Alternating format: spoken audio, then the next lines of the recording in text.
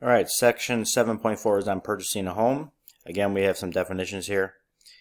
Closing costs. This is where buyers and sellers both pay anywhere from 2 to 3% closing costs, with sellers typically paying the brunt of the cost for a total of 5 to 6% of the sale price. Earnest money deposit. This is money paid to the seller by an interested buyer to hold the property. Attorney fees, money paid to an attorney for representation at closing. Origination fees is money paid to the lending institution for the paperwork in the loan process. Title, this is the legal claim or property ownership. When you do a title search, this is the procedure used to assure that someone owns a specific property. Points, these are extra fees charged by a lender for the use of their money. Each point is worth 1% of the loan amount. Origination points, this is collected from the buyers as a means of paying for the loan application process. Discount points, these are points that reduce the interest rate of the loan. Prepaid interest,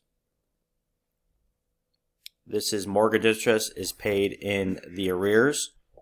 This pays for the amount of interest due to cover the time from the closing to when the first payment is due. It's typically 2 months. Transfer tax. This is a fee charged for the transfer of title from the seller to the buyer. In Illinois, it's $500 per $100,000 in property value.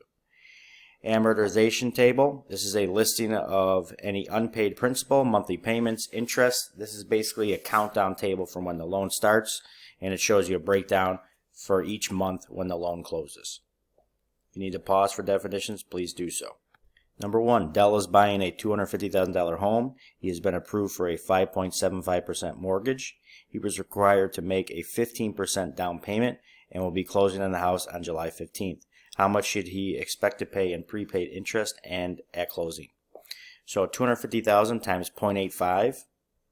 Okay. That's everything. That's the loan. That's 100% minus 15%, gave you the 85%. So the loan is $212,500. So $212,500 times the mortgage rate of 0.0575 divided by 365, because there's 365 days in a year. So what this is doing is finding the interest per day. So $33.48 of interest per day. Okay, times 16 days, okay, gives you a total of $535.68. It is 16 days because he's closing on the house on the 15th, okay, so you have 16 days after that, okay, 16 days after that, through July 31st. Number 2, Becky was told that based on the price of her home, her approximate closing costs would range from $4,000 to $14,000. How much was the price of her home? Okay, so you're going to take your equation, 0.02x equals 4,000. Okay, that's for 2%. It's anywhere from 2 to 7%. All right, so 0.02 x equals 4,000, divide both sides by 0.02. That gives you a cost of $200,000.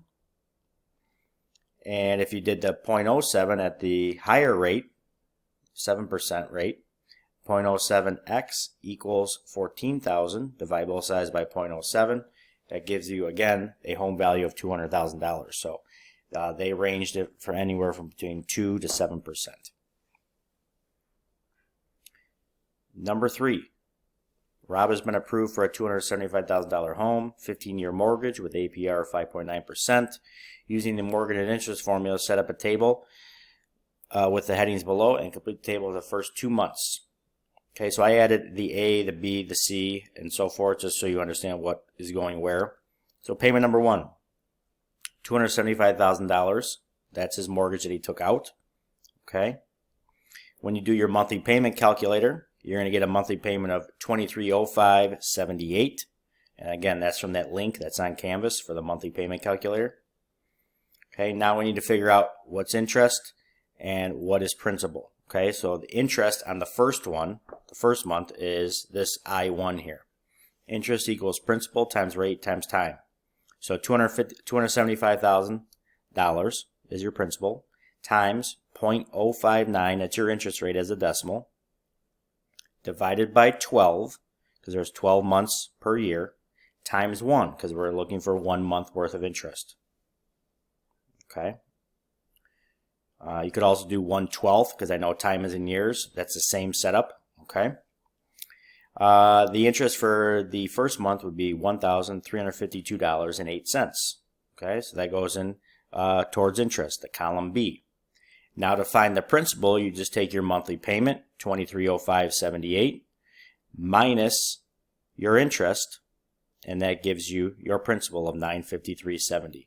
These two columns here, columns B and C, when you add these together, it should equal your monthly payments. Okay, as explained there. The interest for part 2. Okay, now what you have to do here is you have to look and say, well, my beginning balance was $275,000. Okay, and you always subtract off your principal of $953.70. So that gives you an ending balance of $274,041.30. That ending balance always, that's the balance or the number that you start your second month with. Okay, so your ending balance after month 1 is your beginning balance of month 2. All right. So again, interest equals principal times rate times time. Everything is the same except your principal has changed now. Your principal is now $274,041.30. So your principal has changed because you already made one payment. So the interest on your second month is $1,347.39. So you take your monthly payment of $2305.78, subtract off the interest of $1347.39, and that gives you the principal of $958.39. Okay? You take your principal and subtract it off your balance. Okay? You owe $274,041.30. And since you owe that amount, you're going to subtract off your principal that you just paid it down, so you have a new ending balance of $273,087.91. Okay, so it keeps your ending balance, starts your new month. Okay, and you subtract off your principal, you have a new ending balance, and you start a new month. Okay, problem number 4. That refers to number 12, which is off to the right-hand side here. The one change I'd like you to make in the problem, you can see there in blue, is change the percentage rate to 4.05. All right, we changed that percentage rate a little bit. All right, so we're filling in the missing letters here. So part A, okay, again, use your monthly payment calculator for part A. All right, you had a $500,000 loan, 15-year mortgage at 4.05%. Plug that information into the monthly payment calculator since this is a fixed loan, and that'll give you your monthly payment of $3710.98. Okay. For part B, your beginning balance is the same as your ending balance. So your ending balance after payment 176 is now the beginning balance of payment 177.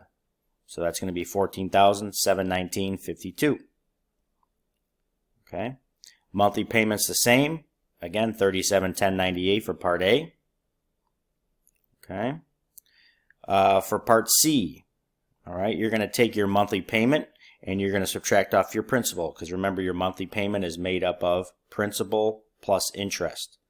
They already gave you your principal, so you're going to take your monthly payment of $3710.98, subtract off the principal of $3673.66, and that gives you your interest of $37.32. Okay, for part D. Okay, part D, you're going to take your monthly payment of $3710.98 and you're going to subtract off the interest, because again, monthly payment is made up of interest and principal. So if you have one of them, you can figure out the other one. All right. So $3710.98 minus $24.92 in interest gives you a principal of $3686.06. And then for part E, okay, you're going to take your beginning balance, which is $3698.50, and you're going to subtract off that monthly payment of $3710.98, subtract that off, and you're left with a zero balance. So you have now paid off your mortgage. All right, number 5 refers to problem number 14 off to the right hand side here. Again, change the two interest rates for me of 2.87 and 3.37%. Change those two. Okay, now this is an adjustable rate mortgage, so this means that your monthly payment is going to change from month to month based on the interest. Okay, so number 4 was a fix, so your monthly payment is always the same. Number 5 is an adjustable rate, so your monthly payment will change. So for part A, your monthly payment is your interest plus your principal. So you're going to take $1,045 plus your principal of $1,307. Add them together, and that gives you a monthly payment of $2,048.07. So all part A's are $2,048.07. Part B, your ending balance. You're going to take your beginning balance, which is right here, all right, and you're going to subtract off your principal, which is right here.